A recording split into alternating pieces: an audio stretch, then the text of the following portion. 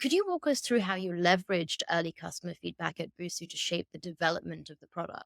We've talked about decision paralysis from having too much research data. We did gather a lot of research data early on and continuously, and we could have got stuck either just ignoring that data or not knowing what to do with it. And one thing we did quite early on in my team is I hired a research lead who had expertise in building research projects, surveys, and so on in an academic setting. And her sole job became collating this data and translating it into actionable insights.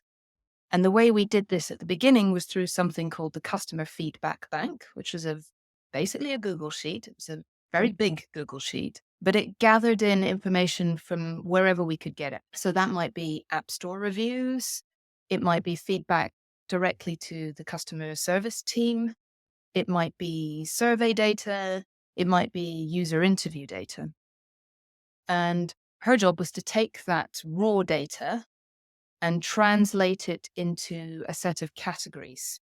So, for example, a really common bit of feedback that we would get was, I'd like more speaking practice. And this would come in multiple languages. It would be said in different ways.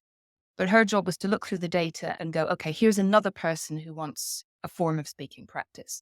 So she would then codify that line of data with a number or a letter that related to wants more speaking practice. And we would do the same thing for other common requests. Needs help planning a curriculum, wants more reading practice, and so on. And in that way, every month or so, the product team, the learning design team, we would look through the customer feedback bank and we would analyze what's the most common feature request or content request at the moment.